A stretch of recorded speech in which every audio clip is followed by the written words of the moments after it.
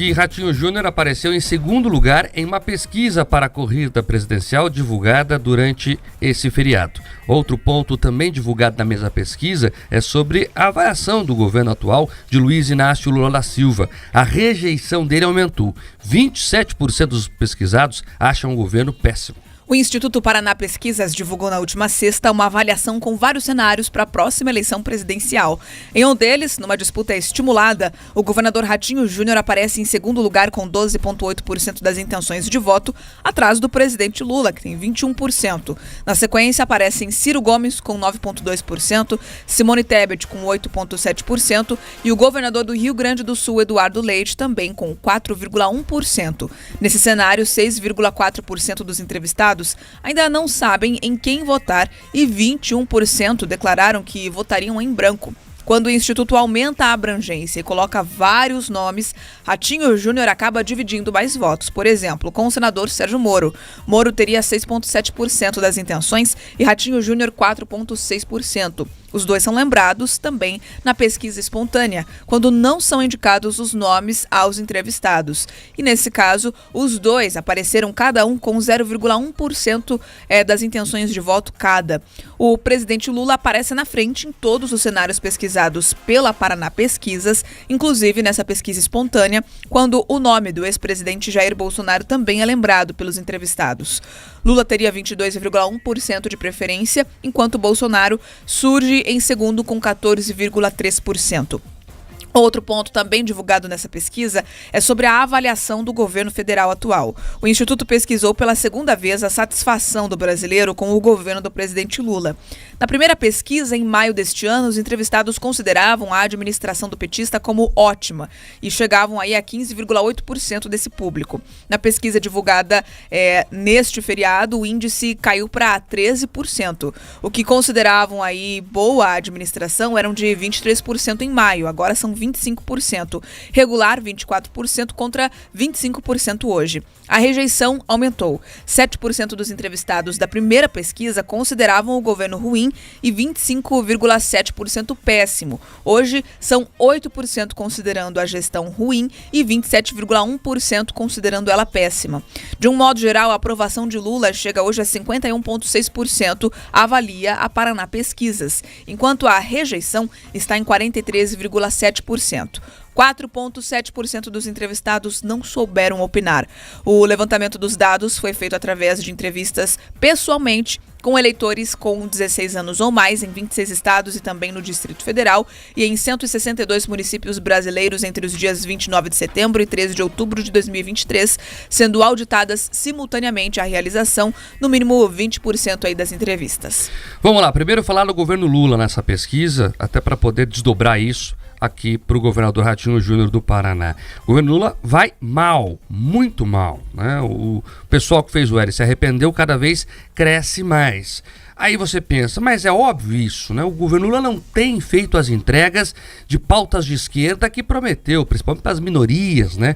É o governo que, a cada marola que dá, arranca uma mulher do ministério. É o governo que não indicou um negro ou alguém da comunidade GBLTQIA+, para os cargos do Supremo Tribunal Federal. É um governo que não faz entregas, né, na questão racial, por exemplo. Então, a esquerda, pelo menos a esquerda mais ruidosa, a esquerda dessas pautas de minorias, está muito insatisfeito com o governo Lula, né? Mas esse não é o único problema. O problema é econômico. O número da pesquisa que mais importa sobre o Lula é sobre o que as pessoas acham da questão econômica. Para a maioria, 41%, nada mudou desde que ele assumiu. E ele assumiu prometendo picanha e chope. Isso é economia pura. Se as pessoas não estavam conseguindo comprar isso, com o Lula passariam a conseguir. Não é o que nós vemos, né? É a piada, né, recorrente que a picanha não veio. Então 41% diz que nada mudou, é quase metade da população. E pior, outros 27% responderam que piorou.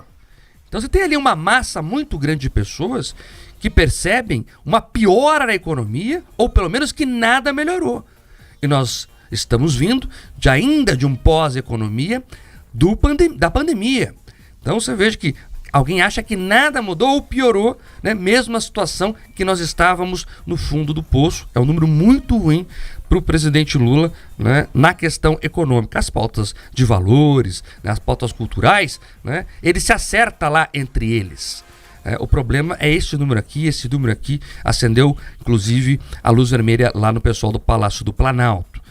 A questão do Ratinho Júnior, ela vem nessa esteira. E nesse primeiro momento, a estratégia do governador Ratinho Júnior é justamente ter o nome ventilado.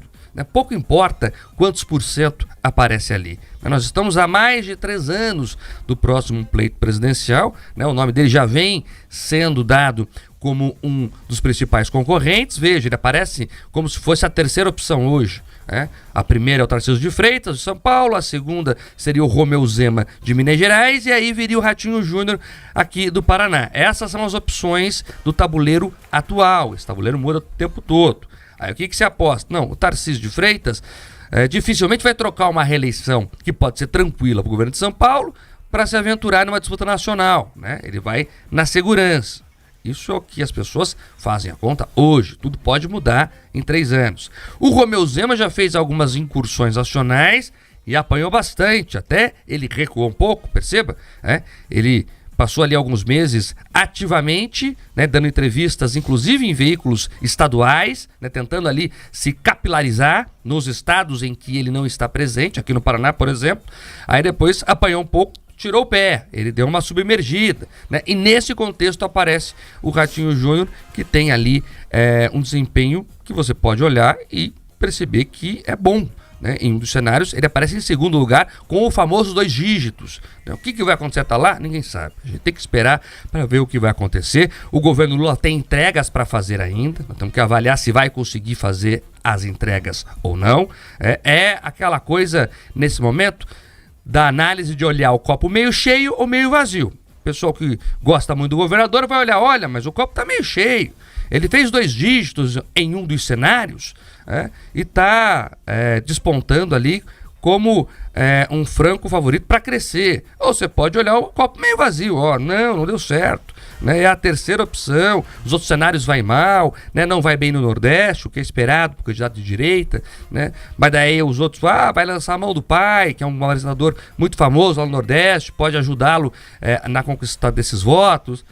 O que eu quero dizer é o seguinte, é para começar a discussão, não tem nada definido, nem de uma reeleição segura de Lula, que os petistas querem vender isso não é verdade, o Lula tem problemas grandes aqui, e também nem para dizer que alguém está fora do baralho.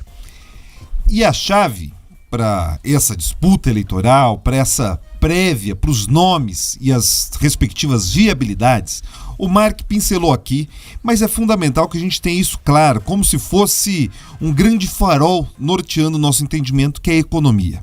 Pega o seguinte, você tem os dados do governo Lula, e o Mark aqui apresentou que 41% acham que tudo segue na mesma, perto de 20% acredito que as coisas pioraram, mas vejam, isso num cenário de um esforço gastador imenso.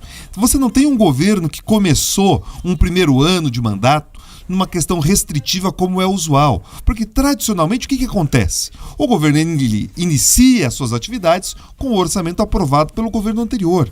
Diferente de tudo que já ocorreu no passado, o governo Lula teve a famosa PEC da transição ou a famosa PEC da gastança.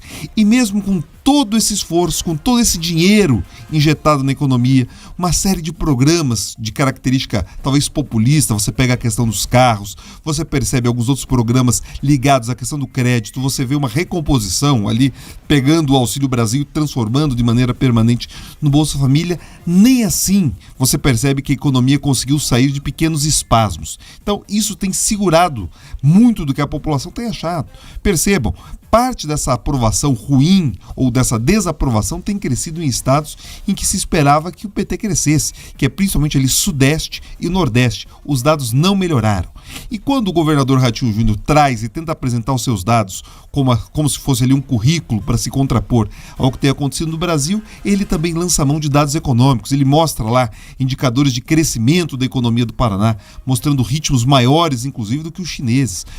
mais de 8% de crescimento, daí você percebe a economia chinesa perto dos 6%. Enfim, são números que devem ali se consolidar e serem martelados sistematicamente na cabeça dos potenciais eleitores. Agora, tudo vai depender se as realizações, se as obras prometidas, se elas serão entregues. Vejam só, o Paraná ainda tem que garantir a questão das concessões rodoviárias, a ponte, a nova Ferroeste, que são justamente obras de infraestrutura que podem transformar ainda mais a realidade do Paraná.